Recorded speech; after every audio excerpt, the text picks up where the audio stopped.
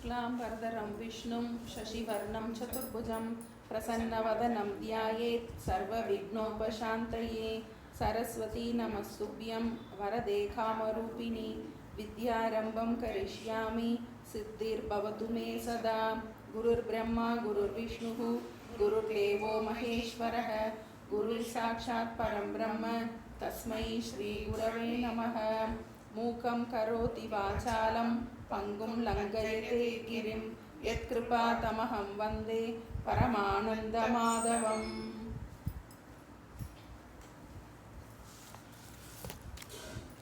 ध्यान श्लोक चैंटिंग करती हूँ। ओम पार्थाय ओम पार्थाय प्रतिबोधितां भगवता नारायणेन स्वयं व्यासेन ग्रथितां पुराणमुनिना मध्ये महाभारतम् अद्वैतामृतवर्षिणीं भगवतीं अष्टादशाध्यायिनीम् अम्ब त्वामनुसन्ददामि भगवद्गीते भवद्वेषिणी नमोऽस्तु ते व्यासविशालबुद्धे पुल्लारविन्दायतपत्रनेत्र येन त्वया भारततैलपूर्णः प्रज्वालितो ज्ञानमयः प्रदीपः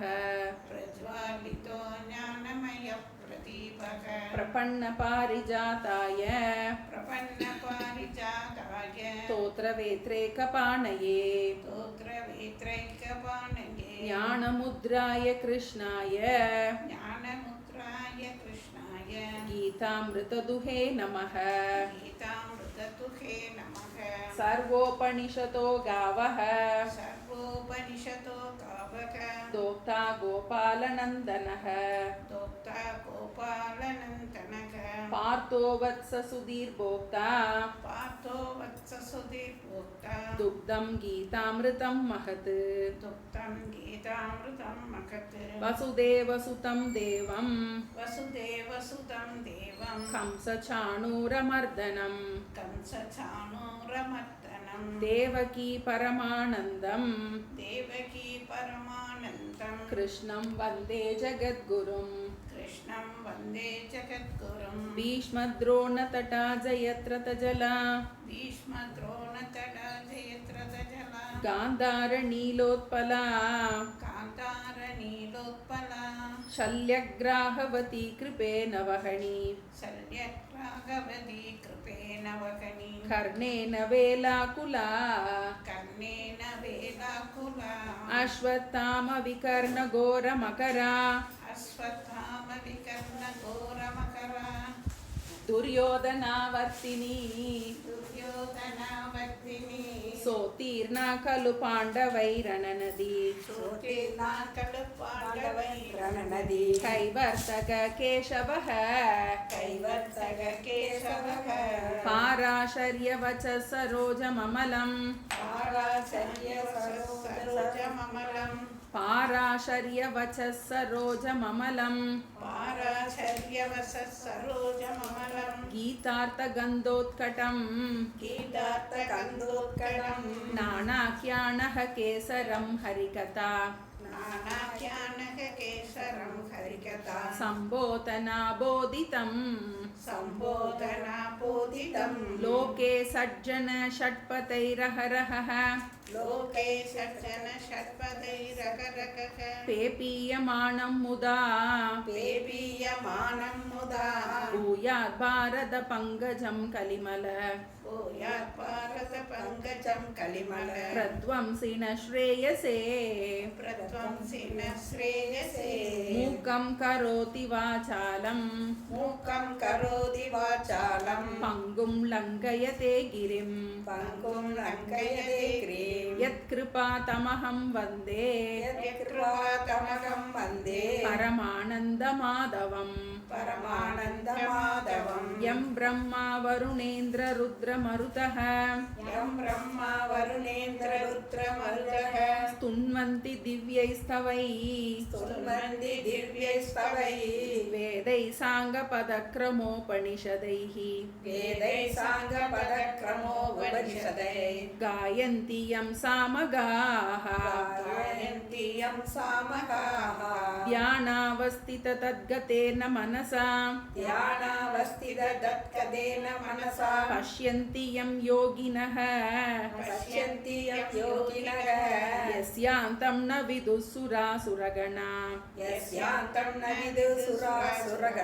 देवाय तस्मै नमः இப்போ நம்ம கீதா தியான ஸ்லோகம் படிச்சிருக்கோம். கொஞ்சம் முக உரையாக சில விஷயங்கள் நம்ம போன கிளாஸில் பார்த்ததை கொஞ்சம் ரிவைஸ் பண்ணிட்டு நம்ம இப்போ பாடத்துக்குள்ளே வரலாம். நம்ம முக்கியமாக என்ன பார்த்தோம் போன கிளாஸில் அப்படின்னா, மனித பிறவியின் மகத்துவம் நம்ம பற்றி பார்த்தோம். நம்ம மனித பிறவி ரொம்ப அரிதான பிறவி அப்படிங்கிறத பார்த்தோம். எதனால மனித பிறவி, ஏன்னா அதை மறக்கவே கூடாது. நமக்கு அந்த பிரயோஜனம், நமக்கு இந்த இதனுடைய சிறப்பு நமக்கு ஃபஸ்ட்டு தெரியணும். எதனால் இந்த மனித பிறவி ரொம்ப மகத்துவமானது அப்படின்னு சொல்கிறோன்னா, இதில் புத்திர்ஹி தேஷா அதிகோ விசேஷக, நம்மளுடைய புத்தி, இந்த சூக்ஷ்மமான நமக்கு இந்த பகுத்தறிவும் புத்தி தான் நமக்கு இந்த சரீரத்தில், நமக்கு இந்த சரீரம் நமக்கு கிடைச்சதோட விசேஷம் வந்து இதில் தான் நமக்கு கூர்மையான புத்தி இருக்குது. நமக்கு விசாரம் பண்ணுறதுக்குரிய புத்தி சக்தி இந்த மனுஷ பிறவியில் மட்டும்தான் நமக்கு கிடைக்கும். மற்ற மிருகங்களுக்கெல்லாம் பகுத்தறிகின்ற அந்த விவேகம் கிடையாது. நல்லது கெட்டதை பகுத்தறிகிற விவேகம் கிடையாது. நமக்கு தான் சாய்ஸ் இருக்குது. நமக்கு நல்லவங்களா வேணாலும் இருக்கலாம், கெட்டவங்களா வேணாலும் இருக்கலாம். நம்மளுடைய மனிதர்களை 3 விதமாக பிரிப்பாங்க. ஒன்று, கீழான மனிதன், அது பேர் அனிமல் மேன், விலங்கு மனிதன் நம்ம சொல்கிறோம். இடைப்பட்டதன்னு மேன், அவன் சாதாரணமான மனிதன். மேலான மனிதன் காட் மேன் நம்ம சொல்கிறோம், அவன் தெய்வீக மனிதன். மனிதன் பிறக்கும் போது அவனுக்கு சில குணாதிசயங்கள் இருக்குது. அந்த குணாதிசயங்களை வச்சு அவன் பகுத்தறிகிறத வச்சு அவன் மிருகமாக வேணாலும் வாழலாம், தெய்வமாக வேணாலும் வாழலாம். இப்போ ஒரு மிருகம் மிருகமாக மட்டும்தான் வாழ முடியும். அதனால் என்ன பண்ண முடியாது, அதை மேலாவோ கீழாவோ இருக்க முடியாது. நமக்கு மட்டும்தான் இந்த ஒரு எக்யூப்மெண்ட் கொடுக்கப்பட்டிருக்கு. அதுக்கு காரணம், நம்ம ஒரு கத்தி வச்சுருக்கோம். அந்த கத்தியை ஒரு பழம் அறுக்கிறதுக்கு பயன்படுத்தலாம், யாரையாவது கொலை பண்ணுறதுக்கும் பயன்படுத்தலாம். அதே மாதிரி தான் நமக்கு கொடுக்கப்பட்டிருக்கிற இந்த புத்தி சக்தியை வச்சு நம்ம நல்லவர்களாகவும் வாழ்றதுக்கு நமக்கு ஃப்ரீ வில் பகவான் கொடுத்துருக்காரு. நமக்கு அந்த சாய்ஸ் இருக்குது. இதை வச்சு நம்ம கீழான அடுத்த பிறவி, ஏன்னா இப்போ நமக்கு மனித பிறவி ஒன்று கிடச்சிருக்கு. இந்த மனித பிறவியில தான் மட்டும்தான் நம்ம அடுத்த பிறவியை நிர்ணயிக்கக்கூடிய சக்தி நமக்கு மட்டும்தான் இருக்கு. அப்போ நம்ம இதை எப்படி பயன்படுத்துகிறோம், அதுக்கு புத்தி சக்தியை கொடுத்துருக்காரு பகவான். புத்தி சக்தியை கொடுத்து உனக்கு சாய்ஸ் இருக்குது. இப்போ நம்ம பசங்களுக்கு கொடுக்குறோம், பணத்தை கொடுத்து நீ என்ன வேணாலும் வாங்கிக்கலாம் அப்படின்னு சொல்லும்போது அவங்களுக்கு நம்ம என்ன வேல்யூஸ் கொடுத்துருக்கோமோ அதை தக்கபடி தான் அந்த பசங்க அந்த பணத்தை பயன்படுத்துவாங்க. நம்ம சின்ன வயசுலேயே நல்லதுக்கே பழக்கியிருந்தோன்னா அவங்க பாக்கெட் மணி என்ன பண்ணுவாங்க, நல்ல விஷயம், நல்ல புஸ்தகங்கள் வாங்குவாங்க, அந்த மாதிரி பயன்படுத்துவாங்க. நம்ம போகத்திலேயே நம்ம பழக்கியிருந்தோம் அப்படின்னா அந்த பணத்தை என்ன பண்ணுவாங்க, அவங்க போகமான விஷயத்துக்கு பயன்படுத்துவாங்க. அது மாதிரி நமக்கு கிடைச்சிருக்கிற இந்த அறிவை, நமக்கு பகவான் கொடுத்துருக்க இந்த அறிவை வச்சு நம்ம அடுத்து கீழான பிறவிக்கும் போகலாம், மேலான பிறவிக்கும் போகலாம். நம்ம துன்பத்துக்குள்ளேயும் ஆட்படுத்திக்கொள்ளலாம், துன்பத்திலேருந்து விடுவிக்கிறதுக்கும் நம்ம ஆட்படுத்திக்கொள்ளலாம். அப்போ இந்த மனித பிறவியினுடைய சிறப்பு நமக்கு ரொம்ப நல்லா தெரியும். அப்புறம் நம்ம பார்த்தோம், இந்த கீதா மகாத்மியத்தில் முதல்ல தொடங்கும் போது தராதேவி விஷ்ணு கிட்ட கேட்குறா, எப்படி இந்த பிராரப்தத்தை, இந்த துக்கத்தை அனுபவிச்சுட்டு இருக்கும்போது நான் எப்படி இதுலேருந்து துன்பத்திலேருந்து விடுபடுவது அப்படிங்கும்போது, இந்த கீதையை நீ சதா அபியாசம் பண்ணிக்கிட்டே இருந்தீன்னா உன்னால் எவ்வளவுதான் உனக்கு துக்கத்திலே நீ வாழ்ந்தாலும் துக்கத்தினால் நீ பாதிக்கப்பட மாட்டாய். எப்படி ஒரு தாமரை இலையில் இருக்கிற தண்ணி அதில் ஸ்பர்சிக்காமல் இருக்கோ, அது மாதிரி நம்மளுடைய பிராரப்தத்தினால நமக்கு துக்கம் அனுபவிக்க வேண்டிய ஒரு சூழ்நிலை வந்தால் கூட அந்த துக்கம் என்ன பண்ணாது, நம்மை ரொம்பவும் அதிகமாக பாதிக்காது. அதுக்கு இந்த பகவத்கீதை ரொம்ப உபாயமாக இருக்குது. ஏன்னா நமக்கு படிக்கும்போது நமக்கு தெரியணும் எதுக்காக படிக்கிறோம். ஏன்னா அர்ஜுனனுக்கு எப்போவோ கிருஷ்ணர் சொன்னதை இப்போ நம்ம படித்து நம்ம பிரச்சனைக்கு ஒரு தீர்வு கிடைக்குமா அப்படின்னு ஒரு டவுட்டு நமக்கு வரணும், கண்டிப்பாக வரணும். எதுக்கு இவ்வளோ டைமை கொடுத்து நம்ம வர்றோம், அங்கேருந்து நீங்கள் வர்றீங்க வந்து கேட்குறதுக்கு வரனா அதுக்கு ஒரு பிரயோஜனம் இருக்கணும் இல்லையா? அப்போ இது எதுக்காக படிக்கிறோம்? இப்போ நம்ம படிக்க போகிறது வந்து அர்ஜுனனுடைய துக்கம் மட்டும் கிடையாது, உலகத்தில் சாமானியமாக இருக்கின்ற எல்லா துக்கமும். இப்போ எல்லாருக்குமே துக்கம் இருக்குது. ஏன்னா மனித பிறவியே துக்க மிஸ்ர ஜென்மான்னு தான் சொல்கிறோம் நமக்கு வந்து. ஏன்னா அதில் வந்து புண்ணிய பாவ கலவை இருக்கும். நமக்கு புண்ணியமும் இருக்கும், பாவமும் இருக்கும், நமக்கு சுகமும் இருக்கும், துக்கமும் இருக்கும், ரெண்டோட கலவை நமக்கு.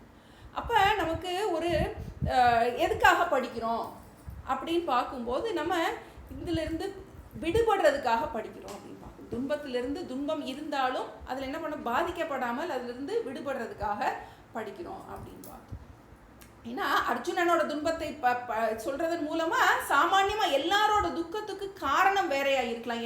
என்னோட துக்கத்துக்கு காரணம் ஒன்றா இருக்கலாம், மற்றவர்களோட துக்கத்துக்கு காரணம் ஒன்றா இருக்கலாம். ஆனால் துக்கம் என்பது ஒன்று, அது பொதுவானது. இப்போ அர்ஜுனனுக்கு ஒரு துக்கமான அவனால் ஏற்றுக்கொள்ள முடியாத ஒரு சூழ்நிலை வரும்போது அவன் வந்து என்ன பண்ணுறான், அதை அவனுடைய முதல் அதிகாரம் பார்க்குறோம் நம்ம, அர்ஜுன விஷாத யோகம்னு பார்க்குறோம். அர்ஜுன விஷாதம்னா துக்கத்தின் வெளிப்பாடு. அவனுக்கு ஒரு சாய்ஸ்லெஸ் சிச்சுவேஷன். அவனுக்கு நல்லா தெரியுது அவங்க துரோணரும் பீஷ்மரும் தப்பு பண்ணியிருக்காங்கன்னு தெரியுது. இப்போ நம்மளே இருக்கோம், நம்ம பிள்ளை தப்பு பண்ணும்போது நம்ம தண்டிக்க வேண்டிய சூழ்நிலையில் இருந்தா, ஒரு ஜட்ஜ் இருக்காரு, அவரோட பையனுக்கே அவருக்கு தூக்கு தண்டனை கொடுக்கணும் அப்படிங்கிற ஒரு நிலைமை வந்தா எப்படி இருக்கும்? அது மாதிரி ஒரு சிச்சுவேஷன் இப்போ அர்ஜுனனுக்கு வந்தது. ஏன்னா அவங்க தப்பு பண்ணியிருக்காங்க, அவங்க வந்து தவறானவர்களோட சேர்ந்து இருக்காங்க, அதர்மத்தின் பக்கத்தில் இருக்காங்க, தண்டிக்கப்பட வேண்டியவர்கள். ஆனால் தண்டிக்கப்பட வேண்டியவர்கள் எனக்கு பிரியமானவர்களாக இருக்கின்றார்கள். அப்போ அந்த இடத்துல அவனுக்கு ஒரு போராட்டம் வருது அந்த பாசத்தினால. இப்போ நமக்கு இந்த முழுமையாக அப்போ நம்ம துக்கத்துக்கு காரணம் என்ன அப்படின்னு ஆழமாக பார்க்கும்போது அவனுக்கு அவங்க மேலே இருக்கிற அந்த பற்று, அந்த பாசத்தின் காரணமாக அவனால் என்ன பண்ண முடியல, சரியான முடிவு எடுக்க முடியல. இப்போ நமக்கு பொதுவாகவே இப்போ நமக்கு முதல் சாப்டரில் வந்து நமக்கு 2 விஷயத்துக்காக முதல் அத்தியாயம் கொடுக்கப்பட்டிருக்கு. ஒன்று இதனுடைய கதாபாத்திரங்களை வந்து அறிமுகப்படுத்துறதுக்கு, எந்த சூழ்நிலையில் ஒரு சூழ்நிலை வேணும் நமக்கு, இந்த கீதோபதேசம் பண்ணுறதுக்கு ஒரு சூழ்நிலை வேணும். அப்போ அந்த சூழ்நிலையவும் அந்த கதாபாத்திரங்களை நமக்கு வந்து அறிமுகப்படுத்துவதற்காக அந்த முதல் அத்தியாயம் வந்திருக்கு. இன்னொன்று சம்சார வர்ணனம். சம்சாரம்னா என்னது? சமயக் சரத்தி, சுற்றி சுற்றி சுற்றி சுற்றி அதுலேயே என்ன பண்ணுறோம், நம்ம உழல்றோம். என்னத்தில்? துக்கத்தில். இப்போ நமக்கு ஒரு சின்ன ஒரு துக்கம் வந்துட்டா மனசு என்ன செய்யுது, அதையே திரும்ப திரும்ப திரும்ப திரும்ப என்ன பண்ணுறோம், நம்ம யோசிச்சுட்டே இருக்கோம் நமக்கு. அது மாதிரி அப்போ நமக்கு அந்த துன்பம் வரும்போது நம்மளை அதுலேருந்து வெளிவர முடியாமல் என்ன பண்ணுறோம், சிக்கி தவிக்கிறோம். அந்த சிக்கி தவிக்கிறதுக்குரிய காரணம் ஒவ்வொருத்தருக்கும் ஒன்றா இருக்கலாம். ஒருத்தருக்கு பொருளாதாரமாக இருக்கலாம், ஒருத்தருக்கு உறவுகள்னால இருக்கலாம், ஒருத்தருக்கு ஆரோக்கியமாக இருக்கலாம், ஏதோ காரணம் இருக்கலாம். ஆனால் வந்து அந்த துக்கம் என்பது எல்லாருக்கும் ஒன்று தான். அதனால தான் நம்ம 5000 வருஷத்துக்கு எப்பயோ முன்னாடி பகவான் அர்ஜுனனுக்கு உபதேசம் சொன்னதை இப்போ நம்ம படிச்சுட்டு இருக்கோம். ஏன்னா அன்னைக்கும் துக்கத்துக்கு காரணம் அதுதான், இன்னைக்கும் துக்கத்துக்கு காரணம் அதுதான். இப்போ இதில் 3 விஷயம் நமக்கு வந்து நல்லா பார்த்துக்கணும். இப்போ நம்ம போனோடனே டாக்டர் வந்து ஒரு வயிறு வலி இருக்குது அப்படின்னா என்ன பண்ணுவார், எல்லாத்தையும் செக் பண்ணுவார். இது இருக்கா, இது இருக்கா, அது இருக்கா, பிபி இருக்கா, சுகர் இருக்கா, எல்லாம் செக் பண்ணுவார். அப்போ இந்த நோய்க்கு காரணம் என்ன அப்படின்னு கண்டுபிடிக்கிறது. அது மாதிரி இப்போ அர்ஜுனனுக்கு ஒரு துக்கம் இருக்குது, அந்த துக்கத்துக்கு காரணம் என்ன? அர்ஜுனன் மாதிரி இருக்கின்ற நமக்கு துக்கம் இருக்குது. நம்ம அர்ஜுனன்னு சொல்லும் போதெல்லாம் வந்து எவனோ ஒருத்தன் அர்ஜுனனா அவனுக்கு துக்கம் அப்படின்னு நம்ம நினைக்கக்கூடாது. அர்ஜுனன்னு வரும்போது அந்த இடத்துல என்ன வைக்கணும், நம்மளை வச்சு தான் பார்க்கணும். சூழ்நிலை மாறலாம், ஆனால் அந்த துன்பம் என்பது, அந்த துக்கம் வந்து அதுக்குரிய காரணம் வேற இருக்கலாம், ஆனால் அந்த துக்கம் வந்து ஒன்று தான். இப்போ அவனுக்கு அந்த துக்கத்துக்கு காரணம் என்னவா இருந்தது, அவனுக்கு 3 விஷயம் நல்லா ஞாபகம் வச்சுக்கணும். ராகம். ராகம்னா வந்து இந்த கல்யாணி காம்போதி ராகம் இல்லை, ராகம்னா வந்து சம்ஸ்கிருதத்தில் பற்று. இன்னும் நல்லா சொல்லணும்னா பாசம். அப்போ முதல்ல அவனுக்கு வந்து என்ன உண்டாகுது, அவனுக்கு அந்த பற்று, பாசம். தப்பு பண்ணியிருக்காங்க. இப்போ நம்மளே இருக்கோம், வந்து நம்ம பிள்ளை தப்பு பண்ணால் என்ன பண்ணுவோம், கொஞ்சம் நமக்கு எப்படி இருக்கும், நம்ம அடுத்த பிள்ளைக்கு தப்பு பண்ணுறதுக்கும் நம்ம பிள்ளை தப்பு பண்ணுறதுக்கும் எப்படி இருக்கும் நமக்கு வந்து அங்கே என்னுடையது. அப்போ அந்த துக்கத்துக்கு காரணம் என்னது, நான் அவர்களை சேர்ந்தவன், அவர்கள் என்னை சேர்ந்தவர்கள். அதுதான் முக்கியமான காரணம். நான் அவர்களை சேர்ந்தவன், அவர்கள் என்னை சேர்ந்தவர்கள் அப்படின்னு முதல்ல என்ன ஆயிடுது, ஒரு பந்தம் உண்டாயிருது. இப்போ நமக்கு அந்த இடத்துல நமக்கு பற்று, பாசம், ராகம் மூணு பதம் சொல்லியிருக்கோம். இதுதான் நமக்கு மெயினாக முதல்ல எப்படி வந்து நமக்கு வந்து ஒரு விதையை போடுறோம், விதையை போட்டோன்னே முதல்ல முளை விடுது இல்லையா நமக்கு, அது மாதிரி முதல்ல அந்த சம்சாரம் துக்கப்படுறதுக்கு முதல் காரணம் என்ன, நமக்கு அது மேலே ஒரு அட்டாச்மெண்ட். எந்த உறவாக இருந்தாலும் சரி நமக்கு வந்து அது மேலே என்னது, ஒரு அட்டாச்மெண்ட் உண்டாகும். அப்போ பற்று உண்டாது. அப்போ நமக்கு ஒரு கேள்வி வரலாம், அப்போ நம்ம அன்பு வைக்கக்கூடாதா, நமக்கு வந்து யார் மேலேயும் பாசம் வைக்கக்கூடாதா அப்படின்னா, அந்த இடத்துல நமக்கு அன்புக்கும் பற்றுக்கும் ஒரு வித்தியாசம் இருக்கு. அன்பா இருக்கோமா பற்றா இருக்கோமா? இப்போ அன்பா இருக்கும்போது என்ன ஆகும்னா, நம்மளுடைய முடிவுகள் வந்து அறிவுபூர்வமாக இருக்கும், உணர்ச்சி பூர்வமாக நம்ம எடுக்க மாட்டோம். அன்பா இருந்தோம்னா, இப்போ என் பிள்ளை மேலே அன்பா இருக்கேன் அப்படின்னா, தப்பு பண்ணா தண்டிப்பேன், அதுதான் உண்மையான அன்பு நமக்கு. ஏன்னா அதுதான் அந்த குழந்தையோட வளர்ச்சிக்கு பயன்படும். இப்போ அதே இது பற்றா இருக்கு அப்படின்னா வந்து என்ன பண்ணுவோம், நம்ம என் பிள்ளை வந்து தண்டிக்க கூடாது வந்து அப்படின்னு என்ன சொல்லுவோம், அந்த இடத்துல நம்ம பார்ஷியலா இருக்க தொடங்கி. இது மாதிரி எல்லா விஷயத்துலையுமே நம்ம எடுத்துக்கலாம். அந்த நாம் ஒரு உறவுகளில் எந்த பொருள்கள்லையும் வச்சிருக்கின்ற அந்த பற்று, இந்த பற்று நமக்கு வந்து ஒன்றை மறக்கவே கூடாது. நம்ம தனியாகத்தான் பிறந்தோம், தனியாகத்தான் போக போகிறோம், அதை மறக்கக்கூடாது. எல்லா உறவுகளும் எல்லா நம்மளுடைய சுற்றம் சூழ்நிலை எல்லாமே என்னது, அனித்தியமானது தான் நமக்கு. இப்போ அது மேலே என்ன பண்ணக்கூடாது, நமக்கு அளவுக்கு அதிகமாக நமக்கு வந்து அறிவுபூர்வமாக அதனுடைய அன்பாக இல்லாமல் உணர்ச்சி பூர்வமாக இருக்கும்போது இந்த உலக விஷயங்கள் எல்லாத்துலேயுமே உலக விஷயங்கள் எல்லாத்துலேயுமே 3 விதமான தோஷம் இருக்கு. உலக சுகம், அது பேர் விஷய சுகம்னு சொல்கிறோம். விஷய சுகம்னா நம்ம உறவுகள்னால, பொருள்னால, புகழ்னால நமக்கு கிடைக்கின்ற ஒரு சுகம், அதுதான் விஷய சுகம்னு சொல்கிறோம். நான் ஒரு சின்ன ஒரு உதாரணம் சொல்லலாம். நமக்கு ஒரு ஏசி பண்ணால் நல்லா இருக்கு, ஒரு ஏசினால ஒரு சுகம் இருக்கு. எந்த சுகமாக இருந்தாலும் அதில் நீங்கள் போட்டுக்கலாம். நான் சும்மா ஒரு இதுக்கு சொல்கிறேன், ஒரு ஏசி இல்லாட்டி ஒரு உறவு, ஏதோ ஒரு புதுசாக ஒரு உறவு வருது நமக்கு. எதுவாக இருந்தாலும், எந்த உறவாக இருந்தாலும், எந்த வஸ்துவாக இருந்தாலும் உலக சுகம் விஷய சுகத்தில் 3 விதமான தோஷம் இருக்கு. ஒன்று துக்கம் கலந்த தன்மை, 2வது நிறைவை தராத தன்மை, 3வது அடிமைப்படுத்தும் தன்மை. 3. இப்போ ஒரு ஏசி இருக்குன்னா முதல்ல உலக சுகம் ஒன்று அனுபவிக்கணும்னா அதுக்கு நம்ம ரொம்ப கஷ்டப்படணும். இப்போ நம்ம ஒரு டாக்டர் படிக்கணும் அப்படின்னு நினச்சோன்னா என்ன பண்ணணும், நமக்கு வந்து ரொம்ப கஷ்டப்படணும். நமக்கு வந்து ஒரு ஏசி வாங்கணும்னா அதுக்கு உழைக்கணும். நம்ம ஒரு வீடு கட்டணும்னா என்ன பண்ணணும், கண்டிப்பாக உழைக்கணும். எவ்வளோ உழைக்கணும் ஒரு வீடு கட்டணும்னா வந்து. அப்போ துக்கம் கலந்த தன்மை. இன்னொன்று நிறைவை தராத தன்மை. எப்படி தான் வீடு கட்டினாலும் நம்ம அடித்து என்ன செய்ய போகிறோம், நமக்கு அதை இன்னும் இப்படி கட்டியிருக்கலாம், இதை பண்ணியிருந்துருக்கலாம், அதில் என்ன இருக்காது, ஒரு நிறைவே இருக்காது. அங்கே போனோடனே என்ன தெரியும், நமக்கு வந்து இவ்வளோ பெருசாக கட்டி போட்டால் வயசான காலத்தில் வேலைக்கு ஆள் வர மாட்டேங்குது, நம்ம தப்பு பண்ணிட்டோம். ஏன்னா நமக்கு வீடு கட்ட ஆசைப்படும் போது நம்ம 20-30 வயசில் ஆசைப்படுவோம். ஆனால் நமக்கு வீடு கட்டி முடிக்கும் போது 50 வயசில் தான் நமக்கு ஒரு வீடு கட்டுற பிராப்த வருமா இருக்கும். அந்நேரம் முழங்கால் வலி, அந்த வலி, இந்த வலி. இன்னொன்று பிள்ளைகள்லாம் யாருமே வீட்டில் இருக்க மாட்டாங்க. நம்ம பிள்ளைகளுக்கெல்லாம் ஆளுக்கு ஒரு ரூம் போட்டு வீடை கட்டி வச்சுருப்போம். வந்து 4 ரூம் பிள்ளைகள், ஆளுக்கு எங்களுக்கு ஒரு ரூமு, பிள்ளைகளுக்கு ஒரு ரூமு அப்படின்னு போட்டு கட்டி வச்சுருப்போம். எல்லாம் பாத் அட்டாச்சில் கட்டி வச்சுருப்போம். அப்புறமாட்டி என்ன பண்ணுவோம், அத்தனை கக்குசை கழுவிட்டு இருக்கிற டாய்லெட் கிளீனராக நம்ம தான் உட்காந்துருப்போம், யாரும் இருக்க மாட்டாங்க. அப்போ அது இல்லாமல் இருக்க முடியாது. 3வது அடிமைப்படுத்தும் தன்மை. சரி, அதுக்காக வீடு இல்லாமல் இருக்க முடியுமா, இருக்க முடியாது. அது மாதிரி எல்லா உறவுமே அப்படிதான். நமக்கு ஒரு குழந்தை பிறக்குது அப்படின்னா பிறக்கும் போதே அதனோட சேர்ந்து நமக்கு அந்த பொறுப்பும் சேர்ந்து தான் வருது. எப்படி ஒரு ரோஜாவோட சேர்ந்து முள்ளும் சேர்ந்தே இருக்கோ அது மாதிரி ஒரு நம்ம பிள்ளை வேணும்னு நினைக்கிறோம். பிள்ளை பிறந்த உடனே எவ்வளோ ஒரு கண்டிஷன் வருது நமக்கு வந்து. அதுக்கு படிப்பு செலவுங்கிறோம், அப்புறமாட்டி அதை படிக்க வைக்கணுங்கிறோம், அது நல்லா படிக்க மாட்டேங்குதுங்கிறோம், அதுக்கப்புறம் அதுக்கு வேலை கிடைக்கணும், எவ்வளவோ என்ன பண்ணுது நமக்கு. அதுக்காக பிள்ளை இல்லாமல் இருக்க முடியுமா, முடிய மாட்டேங்குது. அது மாதிரி எல்லா உறவுகளுமே எப்படி இருக்கு. இப்போ இந்த விஷய சுகத்தில் 3 விதமான தோஷம் இருக்கின்றது. அப்போ என்னென்ன, துக்கம் கலந்த தன்மை, நிறைவை தராத தன்மை, அடிமைப்படுத்தும் தன்மை. இது நம்ம கொஞ்சம் புரிஞ்சுக்கணும். துக்கம் என்னென்ன துக்கம், துக்கம் கலந்த தன்மை, நிறைவை தராத தன்மை, துக்கம் கலந்த தன்மை. அதை அடையிறதுக்கு நம்ம அவ்வளோ கஷ்டப்பட வேண்டியது இருக்கு. துக்கம் கலந்த தன்மை, நிறைவை தராத தன்மை, அதுல நமக்கு பூர்ணமா நிறைவே வர மாட்டேங்குது நமக்கு. அப்புறம் அடிமைப்படுத்தும் தன்மை. சரி அப்பா துக்கமா இருக்கு விட்டுருவோம் அப்படின்னா என்ன பண்ண முடியாது, விடவும் முடியாது, அதை வச்சிக்கவும் முடியாது, விடவும் முடியாது. அடிமைப்படுத்தும் தன்மை.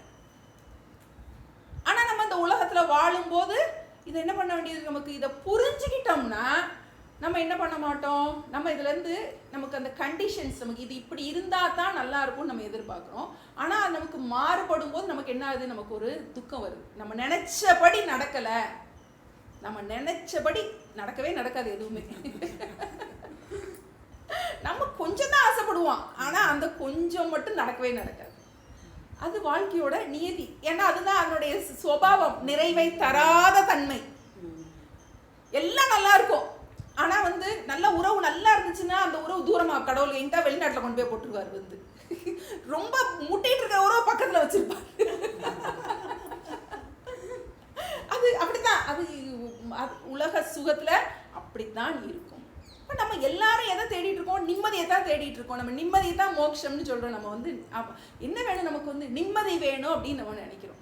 ஆனா அந்த நிம்மதி நம்ம என்ன நினைக்கிறோம், உறவுகள்ல கிடைச்சிரும், நம்ம பிள்ளைகிட்ட கிடைச்சிரும், புருஷன்கிட்ட கிடைச்சிரும், பொருள்கள்ல கிடைச்சிரும், இங்க போனா கிடைச்சிரும், அங்க போனா கிடைச்சிரும். என்ன பண்றோம், தேடி தேடி தேடி தேடி தேடி தேடி போறோம். ஆனா நிம்மதி அப்படிங்கிறது சாஸ்திரம் நமக்கு நிம்மதினா என்னன்னு நமக்கு புரிய வைக்கும். இப்ப நமக்கு கிடைச்சிட்டு இருக்கிற நிம்மதி எல்லாம் டெம்பரரியான நிம்மதி. டெம்பரரி நிம்மதினா என்ன, ஒரு பிரச்சனை முடிஞ்சு அடுத்த பிரச்சனை வர்றதுக்கு இடையில ஒரு கேப், அப்பான்னு கொஞ்ச நேரம் உட்கார்ந்துருப்போம் பாத்தீங்களா, அதுதான் இப்ப நம்ம அனுபவிச்சுக்கிட்டு இருக்கிற நிம்மதி. அதுதான் நம்ம இப்ப அனுபவிச்சுட்டு இருக்கிற நிம்மதி. ஆனா நமக்கு என்ன நினைக்கிறோம், நமக்கு இடையறாத நமக்கு நம்மளோட தேடல் எல்லாமே என்னவா இருக்கு, நிம்மதியா இருக்கணும், நிம்மதியா இருக்கணும் அப்படிங்கிறோம். நம்ம சாமி எப்பயுமே சொல்லுவாங்க, நிம்மதியா இருக்கிறதுக்கு கஷ்டமே பட வேண்டாம், நிம்மதியா இருக்கிறதுக்கு கஷ்டமே பட வேண்டாம் அப்படின்னு. புரியுது இல்லையா? ஆனா நம்ம நிம்மதியை தேடி தேடி கஷ்டப்பட்டுக்கிட்டே இருக்கோம். நிம்மதியா இருக்கிறதுக்கு ஒரு பொருள் செலவு இல்லை அப்படிம்பாரு. ஏன்னா நம்ம நிம்மதி பொருள்கள்ல இருக்கு அப்படின்னு நினைச்சிட்டு, இந்த பொருள் கிடைச்சா நல்லா இருக்கும், இந்த இது கிடைச்சா நான் நிம்மதியா இருப்பேன், அது கிடைச்சா நான் நிம்மதியா இருப்பேன் அப்படின்னு என்ன பண்றோம், நம்ம பொருளை மாத்திக்கிட்டே இருக்கோம். ஆனா அந்த நிம்மதியை என்ன பண்ணிக்கிட்டே இருக்கோம், ஒரு பொருள்ல கிடைக்குதா, இன்னொரு பொருள்ல கிடைக்குதா. ஆனா சுபாவம் எப்படி இருக்குன்னா எல்லாமே அனித்திய சுபாவம் உடையது. அப்ப ஒரு விஷயம் நமக்கு கிடைக்கல அப்படிங்கும் போது என்ன ஆயிடுது, நமக்கு மனசுல துக்கம் வருகின்ற. அப்ப பொருள்கள்ல நிம்மதி இல்லை, சரி நம்ம அப்படி சொல்லிட்டோம். அப்ப பொருள்கள்ல தேடிக்கிட்டே இருக்கோம். அப்போ பொருள் நிம்மதி இல்லை அப்படின்னா அதை எப்படி சொல்லுவீங்க?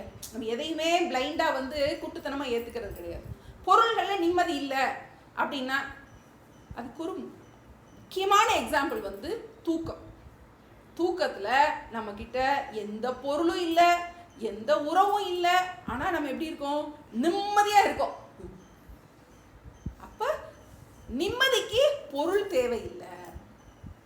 இன்னொரு எக்ஸாம்பிள் நம்ம பார்க்குறோம், சன்னியாசிகள் பார்க்குறோம், அவ்வளோ கோடீஸ்வரராக இருக்கா. சிப்பானந்த சாமிஜிலாம் அவ்வளோ பெரிய கோடீஸ்வரர். அவர் வீடே அவ்வளோ பெரிய ஏக்கரா, அவ்வளோ வீடே அவ்வளோ பெரிய ஏக்கரா இருக்கணும். ஆனால் அவர் என்ன ஆகிட்டார், எல்லாத்தையும் விட்டுட்டு போறாருன்னு பார்க்குறோம். புத்தரை பார்க்குறோம், இளவரசராக இருந்துட்டு விட்டுட்டு போறாருன்னு பார்க்குறோம். அப்போ அவங்கள பொருளே இல்லாமல் என்னவா இருக்க முடியும், நம்ம நிம்மதியாக இருக்க முடியும். அதுக்காக நம்ம சாஸ்திரம் நம்மளை எல்லாத்தையும் விட்டுட்டு போன்னு சொல்லலை. இருக்கும்போதே அனுபவிக்கும் போதே அதனுடைய அனித்தியத்துவத்தை புரிஞ்சுக்கோ. இப்ப நம்ம என்ன பண்ண போறோம், யாரையும் மாத்த போறது கிடையாது. இப்ப நம்ம அர்ஜுனன் மூலமா நம்ம என்ன படிக்க போறோம், நம்ம யாரையும் மாத்த போறது கிடையாது. ஆனா ஒரு அறிவுபூர்வமா நம்ம வாழ்க்கையும் நம்மளுடைய பிரச்சனையிலையும் அணுக போகின்றோம்.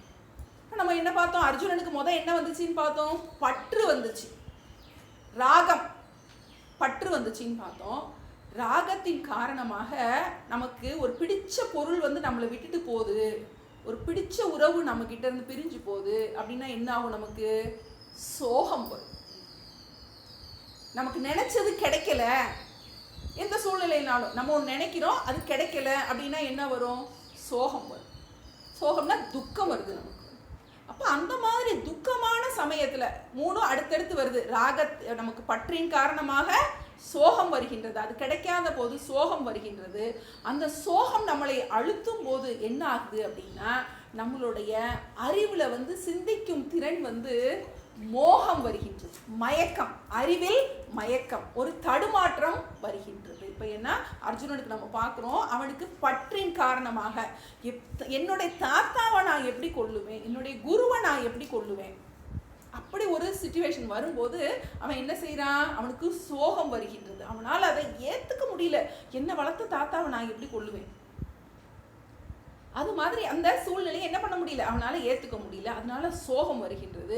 அந்த சோகத்தின் காரணமாக அவனுடைய சிந்தனையில் ஒரு தெளிவற்ற தன்மை, ஒரு மயக்கம் வருகின்றது. அதுதான் மோகம். அப்போ என்ன பண்ணுறான்? அவன்தான் எல்லாரையும் நான் கொன்றுவேன்னு சொல்லிட்டு வர்றான், சங்கல்பம் பண்ணிட்டு வர்றான். ஆனால் இங்கே பார்க்கும்போது அவனால் அவனுடைய அந்த இதை செயல்படுத்த முடியவில்லை. அதுக்கு காரணம் புத்தியில் ஏற்படுகின்ற ஒரு தெளிவற்ற தன்மை.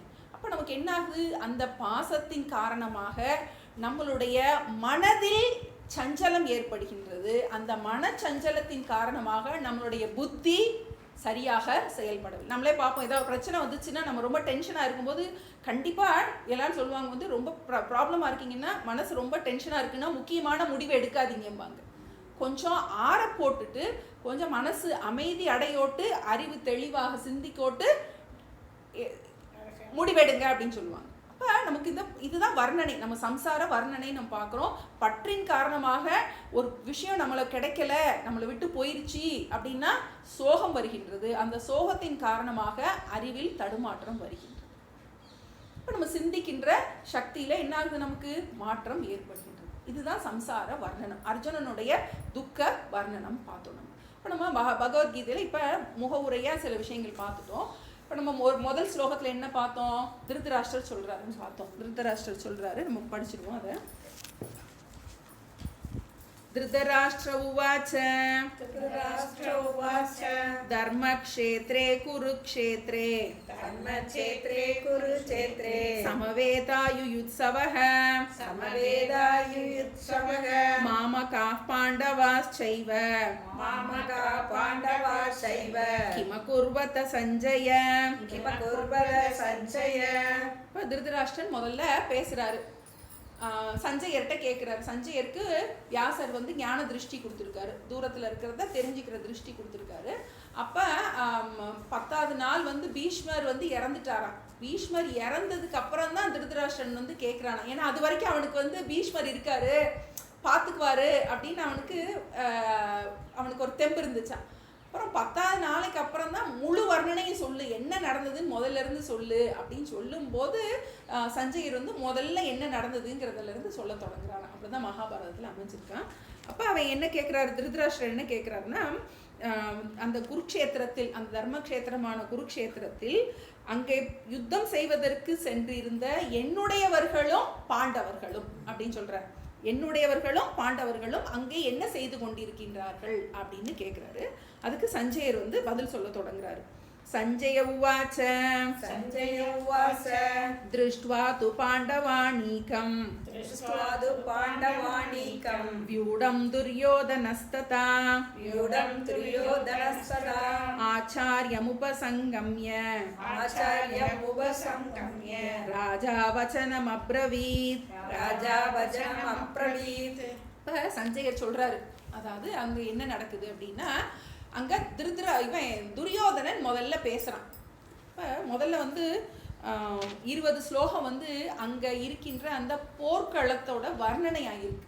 இதுல இருந்து 2வது ஸ்லோகத்துல இருந்து 20வது ஸ்லோகம் வரைக்கும் அங்க யுத்த பூமியோட வர்ணனை. இப்போ அங்கே என்ன ஆகுது அப்படின்னா, எல்லா 2 சைன்யம் இப்போ நம்ம அப்படியே கண்ணு முன்னாடி நம்ம யுத்த பூமியில் இருக்கிற மாதிரி நம்ம நினச்சிட்டா நல்லா என்ஜாய் பண்ண முடியும். இதை அப்போ நம்மளே பார்க்குற மாதிரி நினச்சிக்கணும். அப்போ துரியோதனன் ஒரு பக்கம் கௌரவர்கள் எல்லாம் இருக்காங்க, ஒரு பக்கம் பாண்டவர்கள் இருக்காங்க. இப்போ முதல்ல இப்போ நம்மளே பார்ப்போம், நல்லா படிக்காத பசங்களுக்கு எக்ஸாம் போக முன்னாடி பயப்படுவாங்க, ரொம்ப பயப்படுவாங்க. நல்லா படிச்சிருக்கிறவங்களுக்கு ரொம்ப டென்ஷன் ஆக மாட்டாங்க. ஒரு தோல்வி பயம் இருக்கிறவங்களுக்கு என்ன ஆகும், ஒரு டென்ஷன் வரும். அந்த மாதிரி இவனுக்கு துரியோதனனுக்கு அந்த சைன்யத்தெல்லாம் நம்ம அர்ஜுனனுடைய பயம் வந்து அடுத்த இதில் பார்க்குறோம். முதல்ல வந்து துரியோதனோட பயம் தான் அதில் வந்து வெளிப்படுது. ஏன்னா அவனுக்கு வந்து அதை பார்த்தோன்னே ஏதோ ஒரு அவனுக்கு ஒரு குறை இருக்குது. அவனுக்கு அதை பார்த்தோன்னே, ஏன்னா இவனோட படை தான் பெரிய சைன்யமாக இருக்குது, அது கௌரவர்களோட படம் தான் பெரிய சைன்யமாக இருக்குது, பாண்டவர்களது குறையாத்தான் இருக்குது.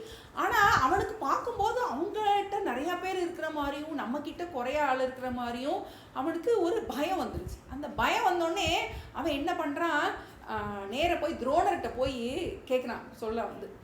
ஏன்னா துரோணாச்சாரியார் வந்து 2 பேருக்கும் ஆசிரியராக இருந்திருக்காரு. கௌரவர்களுக்கும் சரி பாண்டவர்களுக்கும் அவர் தான் ஆசிரியராக இருந்திருக்காரு. அப்போ நேராக போய் அவர்கிட்ட போய் கேட்குறான், நம்ம துரியோதனன் வந்து துரோணர்கிட்ட கேட்குறான், பார்த்தீங்களா உங்களோட சிஷ்யர்கள் எல்லாம் எப்படி உங்களுக்கு ஏற்று நிற்கிறாங்க பார்த்தீங்களா அப்படிங்கிற மாதிரி ரொம்ப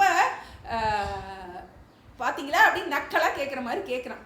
அந்த சைன்யத்தில் நம்ம பார்க்குறோம். இங்கே பீஷ்மர் வந்து சேனாதிபதியாக இருக்காரு. அங்கே வந்து திருஷ்டத்யும்னன் இருக்கான், திரௌபதியோட சகோதரன். அவன் தான் வந்து அங்கே இதாக இருக்கான், சேனாதிபதியாக இருக்கான். வந்து திருஷ்டத்யும்னன் வந்து துருபதனோட மகன். துருபதனும் துரோணாச்சாரியாரும் ஒரே ஆச்சாரியர்கிட்ட படிச்சிருக்காங்க வந்து. அப்புறம் துருபதன் வந்து ராஜாவாயிடுறான். துரோணாச்சாரியார் வந்து அவரோட பையனுக்கு வந்து பால் குடிக்கிறதுக்கு பால் வேணும்னு சொல்லிட்டு கேட்கும்போது துருபதன் வந்து அவமானப்படுத்திடுறான் துரோணரை.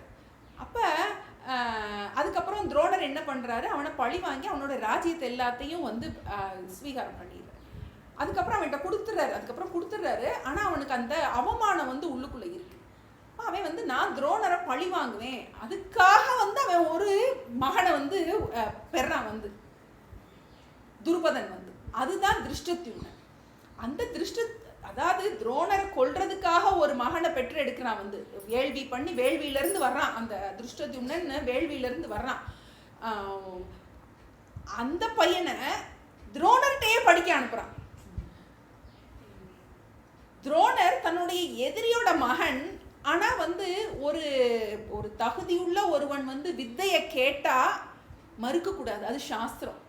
அது எதிரியாக இருந்தாலும் எப்படி இந்த எதிரியின் நாட்டுக்குள்ளேயே வந்து பயிற்சிக்கு அனுப்பி அங்கே அவனையே அடிக்கிறதுக்கு இது பண்ணுறது மாதிரி துருபதன் வந்து தன்னுடைய பையனையே பின்னாடி துரோணரை கொல்லணுங்கிறதுக்காக அவர்கிட்டயே போய் என்ன பண்ணுறான், படிக்க வச்சிருக்கான். அந்த திருஷ்டத்யும்னன் தான் வந்து பாண்டவர்களுக்கு இப்போ சேனாதிபதியாக இருக்கான்.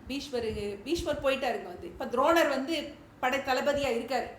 அதனால அந்த துரோணர்கிட்ட போய் கேட்குறான், பார்த்தீங்களா யார் வந்திருக்கா, பார்த்தீங்களா நீங்கள் பாட சொல்லி கொடுத்தீங்கல்ல அவர் தான் வந்திருக்காரு அப்படின்னு சொல்லிட்டு அவனுடைய உள்ளுக்குள்ளே இருக்கிற அந்த பயத்தை வந்து அவன் ஒரு ஒரு எக்கத்தலமாக வந்து அவன் வந்து வெளிப்படுத்துகிறான். அவர்கிட்ட வெளிப்படுத்துகிறான் வந்து.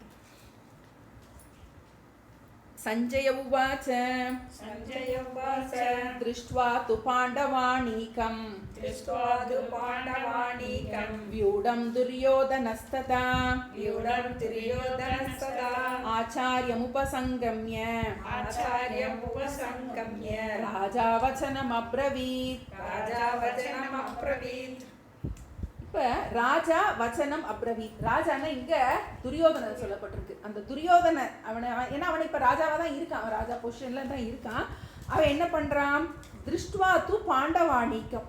திருஷ்டுவானா பார்ப்பது, பாண்டவாணிகம்னா பாண்டவருடைய படையை, வியூடம்னா அணிவகுத்து நின்ற அந்த பாண்டவர்கள் படையை பார்த்து துரோணரை அணுகி ஆச்சாரியம் உபசங்கம்ய அந்த ஆச்சாரியரான அந்த துரோணரை அணுகி பின்வருமாறு பேச தொடங்கினான். வச்சனம் அப்ரவீத், வார்த்தைகளை பேச தொடங்கினான். இதை சஞ்சய சொல்றாரு. திருதராஷ்டிரன் வந்துட்டு சொல்லிட்டு இருக்காரு. துரியோதனன் வந்து துரோணர்கிட்ட போய் முதல்ல பேச தொடங்க. பஷ்யை தாம் பாண்டு புத்திரானாம் पश्येतां पाण्डुपुत्राणाम् आचार्य महतीं चमूं आचार्य महतीं चमूं व्यूढां द्रुपदपुत्रेण व्यूढां द्रुपदपुत्रेण तव शिष्येण धीमतां धीमतां पश्यैतां पाण्डुपुत्राणां पश्येतां पाण्डुपुत्राणाम् आचार्य महतीं चमूं आचार्य महतीं चमूं व्यूढां द्रुपदपुत्रेण व्यूढां द्रुपदपुत्रेण तव शिष्येण धीमतां धीमतां இப்போ அவனுக்கு ஒரு அதர்மம் இருக்கிறதுனால அவனுக்கிட்ட ஒரு மாதிரி ஒரு பயம் உள்ளுக்குள்ளே இருக்கு. தோல்வி, நம்ம தோத்து போயிடுவோன்னு அவனுக்கு உள்ள தெரியுது. ஆனாலும் அந்த ஒரு ஒரு வெத்து கௌரவம் மாதிரி அவனுக்கு இருக்கு. அவனுக்கு நல்லா தெரியுது நம்ம ஜெயிப்போமா என்ன ஒரு பயம் இருக்கு அவனுக்கு, இவ்வளோ பெரிய சைன்யம் இருந்தாலும். அப்போ தன்னுடைய இதை பயத்தை வெளிப்படுத்துறதுக்காக என்ன சொல்றான் வந்து, பஷ்யைத்தாம் பாண்டு புத்திரானாம் ஆச்சாரிய மகத்தீம் சமும், ஆசிரியரே ஆச்சாரியரே அந்த பாண்டு புத்திரருடைய அந்த பாண்டவர்களுடைய சைன்யத்தை பார்த்தீங்களா அப்படின்னு கேட்குறான். யார் யாரெல்லாம் இருக்கா? வியூடாம் துருபத புத்திரேன, யாருடைய யாரெல்லாம் அணியோகப்பட்டிருக்குன்னா துருபத புத்திரன். யாரு? அந்த திருஷ்டத்யும்னன். அவன் யாரு? தவ சிஷ்யேன்னு தீமதா, உங்களுடைய சிஷ்யன் தான். இப்போ நம்ம இந்த சொல்லுவாங்க இல்லையா, வீட்டில் அம்மா அப்பாவுக்கு சண்டை வந்தால் உங்க பிள்ளைதே அப்படின்னு சொல்லுவாங்க. ஓமாவேந்தே ஓமாகாதன்னு சொல்லுவாங்கல்ல, அது மாதிரி போய் அவர்கிட்ட போய் உங்க சிஷ்யந்தே, உத்தம சிஷ்யந்தேன் பாருங்க உங்களுக்கு எதிர்த்து நிக்கிறான். அதாவது இவர்கிட்ட கோபத்தை கிளப்பி விடுறதுக்காக, இவர்கிட்ட கோபத்தை உண்டாக்கி இவரை ஏன்னா இவர் தான் போரிட்டு ஜெயிச்சு கொடுக்க போகணும். அப்ப பாத்தீங்களா, அதாவது இவர்கிட்ட நீ உன் சிஷ்யன்ட்ட தோத்துட்டீன்னா அவமானம் அப்படிங்கிற சொல்லாம கோபத்தை அடிக்க வைக்கிறதுக்காக உன் சிஷ்யன் தான் பாத்தியா அப்படிங்கிறது மாதிரி. தவ சிஷ்யன தீமதா, தீமதானா ரொம்ப அறிவாளியான, அந்த அறிவாளியான உங்களோட சிஷ்யன் உங்களுக்கு எதிர்த்து படையில வந்திருக்கேன் பாத்தீங்களா அப்படிங்கிறது மாதிரி சொல்றான் வந்து. அடுத்தது அத்ர சூரா மகேஷ்வாசாஹ अत्र सूरा महेश्वासाः भीमार्जुन समायुधि युयुधानो विराटश्च द्रुपदश्च महारथः अत्र शूरा महेश्वासाः भीमार्जुन समायुधि युयुधानो विराटश्च द्रुपदश्च महारथः. இப்போ முதல்ல அந்த ஸ்லோகத்துல துருபதன் மகன் திருஷ்டத்யும்னன் இருக்கான்னு சொல்லிட்டேன் வந்து. இப்போ வந்து ஒரு யார் யாரெல்லாம் இருக்கா அப்படிங்கிறத வர்ணிக்கிற துரியோதனன் வாயிலிருந்து நம்ம கேட்குறோம். அத்திரன்னா இந்த படையில், இவரோட படையில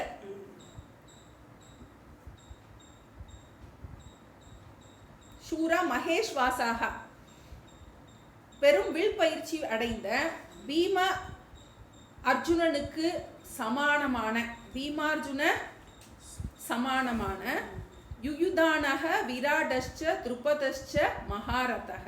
யார் யாரெல்லாம் இருக்காங்க அப்படின்னா யுயுதானக விராடக, விராட்டன். அடுத்தது துருபதன்கிறது திரௌபதியோட அப்பா. மகாரதக, இவங்கெல்லாம் மகாரதர்களாக இருக்கின்றார்கள். மகாரதர்கள்னா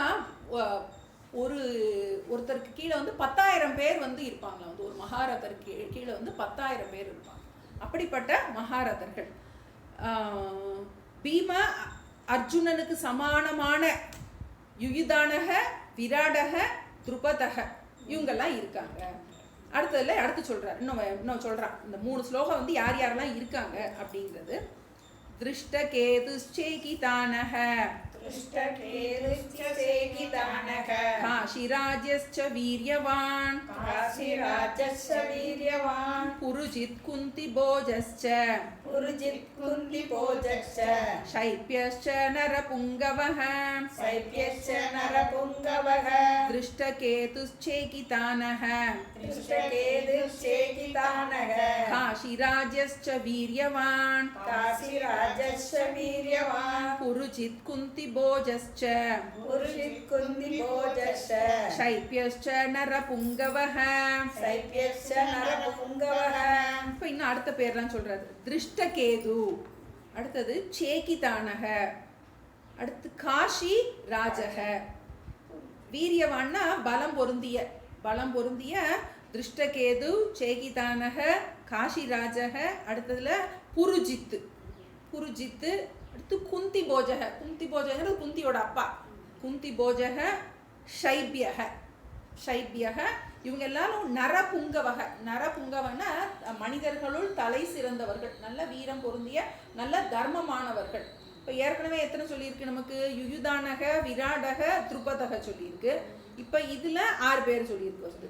திருஷ்டகேது, சேகிதானக, காஷிராஜக, புருஜித்து, குந்தி போஜக, ஷைபியக. இன்னும் அடுத்ததுலேயே நம்ம சொல்றாரு.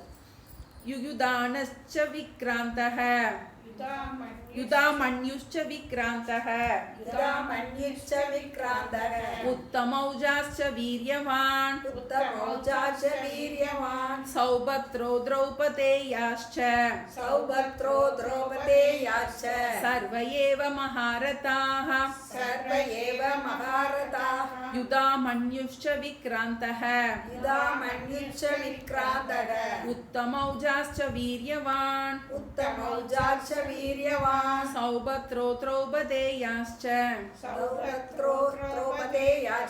சர்வ ஏவ மகாரதாः. அப்ப இங்க யுதாமன்யுகு, விக்ராந்தம்னா பராக்கிரமம் உடைய நல்ல பலசாலியான யுதாமன்யுகு, உத்தமௌஜஸ். அடுத்தது சௌபத்ரகன்னா சுபத்ரையோட புத்திரனாகிய அபிமன்யு, அவனுக்கு பேர் தான் சௌபத்ரக. அடுத்தது திரௌபதேயாகனா திரௌபதியினுடைய அந்த பஞ்சபாண்டவர்கள், இளம் பஞ்சபாண்டவர்கள் 5 பேர். சர்வ ஏவ மகாரதாக, இவங்களும் மகாரதர்களாக இருக்கின்றார்கள். மகாரதர்கள் ஏற்கனவே பார்த்தோம், 10,000 பேரை வழிநடத்தக்கூடிய அவர்கள் இப்போ இத்தனை பேர் இருக்காங்க அப்படின்னு இந்த வர்ணனை இன்னும் நமக்கு இப்போ இன்னும் அடுத்து தான் சொல்ல போகிறான். அவனுக்கு எரிச்சல் வருது அப்படிங்கிறது எதனால அவனுக்கு பார்க்கும்போது அவங்க நிறைய பேர் இருக்கிற மாதிரி தெரியுது. ஏன்னா இவன் பக்கம் தான் பீஷ்மர் இருக்காரு, துரோணர் இருக்காரு, அஸ்வத்தாமன் இருக்கான், கிருப்பர் இருக்காரு, கர்ணன் இருக்கான். அவ்வளோ பலசாலிகள் எல்லாம் இவன் பக்கம் இருக்காங்க. ஆனால் இவனுக்கு உள்ளுக்குள்ள ஒரு அதர்மத்தின் ஏன்னா அவனுக்கு தெரியும் நம்ம பண்ணுறது தப்பு, நல்லா தெரியும். நமக்கே சில நேரம் நம்ம தப்பு பண்ணோன்னு தெரிஞ்சோன்னா அந்த இடத்துல உள்ளுக்குள்ளே என்னதே வீரமாக காற்று மூச்சுன்னு கற்றுனாலும் உள்ளுக்குள்ளே ஒரு நடுக்கம் இருக்கணும். நம்மளே சுயமாக பார்ப்போம், மறைச்சி பேசினாலும் உள்ளுக்குள்ளே என்ன ஆகும்? வீரமாக பேசுவோம், நல்லா வசனம்லாம் பேச முடியும். ஆனால் உள்ளுக்குள்ளே ஏன்னா நமக்கு தெரியும் இல்லையா, நம்ம பண்ணுற தப்புங்கிற நமக்கு தெரியும் இல்லையா, அதனால அவன் தர்மமாக இருக்கான். அப்படிங்கிறதுனால அவனுக்கு உள்ளுக்குள்ளே ஒரு பதப்பதப்பு இருக்கு.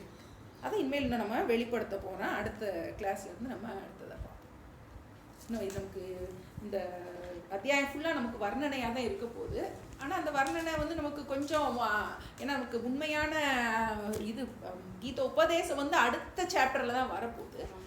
இதில் இன்னும் நமக்கு இப்போ முதல்ல துரியோதனனோட பயத்தை வெளிவந்துருச்சு. இனி அதுக்கப்புறம் அர்ஜுனனோட பயம் வெளிவர வேண்டியது இருக்குது. அப்புறம் சம்சார வர்ணனை இருக்குது. அதனால இது கொஞ்சம் நம்ம வேகமாக போயிடலாம். அடுத்துமே போக கொஞ்சம் நிதானமாக போகிற மாதிரி இருக்கும். இந்த சாப்டர் கொஞ்சம் வேகமாக தான் போகிற மாதிரி இருக்கும். நம்ம அடுத்த கிளாஸில் மிச்சத்தை நம்ம பார்க்க தொடரும். இது படிச்சிருமா?